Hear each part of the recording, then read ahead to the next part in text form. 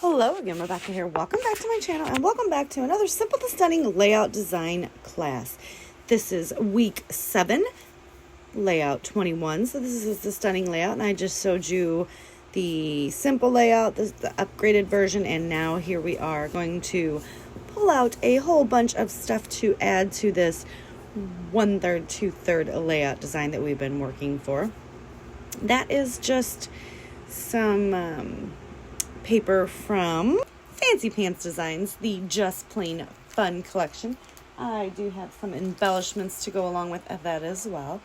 So right here I'm just kind of measuring how I want that to be and going just a smidge overboard. We're going to use my T-square ruler so that I get somewhat of a perfect rip or cut, apparently. Nope, we're going to trim off the branding strip, and then we are going to that green paper there is going to be my background paper. So I'm going to take some of the Nouveau Glacier paste, and that color is Pineapple Delight. And I drew the pencil line with my T-square ruler. I thought I was going to rip it because that's what I had been doing, so I do apologize for that. And I'm going to smear that all down with my palette knife there, and I picked that palette knife up from Close to My Heart. Very big, very sturdy. I actually like the palette knives from Close to My Heart, so I think they're the Tonic Studio ones, if you guys want to know. And I just smear it to where it's going to go all the way like a border. And then I'm going to come in with my T-square ruler, and this is the one that I believe I'm going to rip. I sure hope so. Yep, there we go. We're just going to rip that. Now, it doesn't really matter because I am actually going to cover that up. I did set the glacier paste aside to dry, so it is completely dry. I did apply a very thick layer so that the bright yellow would pop up off that green background paper. So when I stick this on, I do put the liquid adhesive on top of the glacier paste just to make sure that it holds down, and rub that in very nicely. I didn't use any kind of gesso or anything. I don't feel like that you need to when you're using the paste, but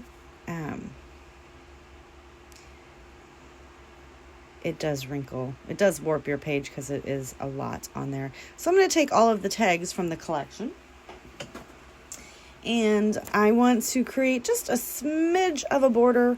I'm going to tuck them under that adventure paper, and I am just popping out all the holes because I did think that I was going to put some twine through those because we cannot have naked tag holes, you guys.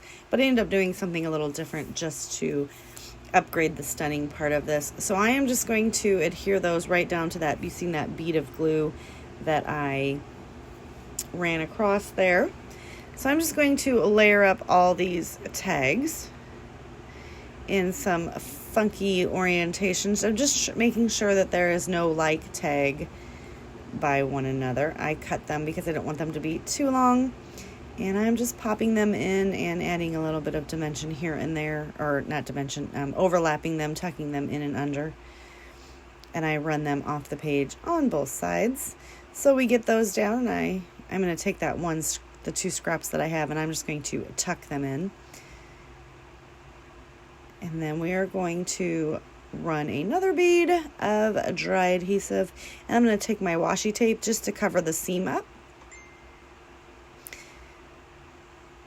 So we are going to go, and we are going to do a second bead because I wanted to make sure that you could not see any of the tags hanging over. And then I'm going to come in behind. See, that's where I was thinking I was going to start doing the twine, but I decided against it. And I'm just coming in under the tags because I just have them adhered down with that one strip of ATG. I just shoot some glue underneath them to make sure that they are adhered down. And I'm going to trim off the excess. So what did you guys think of this week's design that we have went with? I'm also going to grab these big old half pearls, and I'm going to cover up all the tag holes. I actually love the 1/3, 2/3 because there's so many different variations that you can do with this, and using 2 pattern papers. Absolutely adore using pattern papers. I find that I go through phases, like with anything. I use a lot of cardstock backgrounds, and then I go to a lot of pattern paper backgrounds, and it's just kind of the mood and feel that I have going on. So I do have these two photos here. One is of a shark, and that is just a it's a statue, so it's not real. It's not a real shark. It's a real fake shark. And the picture of my husband's daughter this is still at the place where we did the petting zoo. Yeah. Yep. That was the name of the front of the building and stuff. And they had food trucks and all kinds of fun things. I'm still just working my way through that big paper pad there. And I can tell, it's right here. I'll tell you guys what it's called. It's not so soft is what it's called. I don't understand. It's a recollection, a signature special. And yeah, it's called Not So Soft. And it has like all kinds of sarcastic stuff on it. And I don't know. I mean, it's from Michael's. But there's 48 sheets in there, and they're all cut aparts with sarcastic sayings and stuff.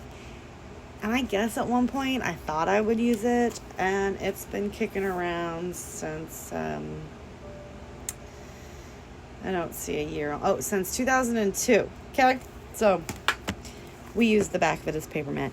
You see there I did pull in that flower washi tape just to add another line next washi tape, and I'm going to put it underneath the photo as well, just to give it a little bit of a shelf. I'm going to grab some of these Stampin' Up! Summer stamp sets and some Bruce Monroe Raven Detail ink. If you want to pick any of that stuff up, I will have my Close to My Heart channel, or Close to My Heart website linked down below, and also the Bruce Monroe affiliate link if you want to pick any of that up.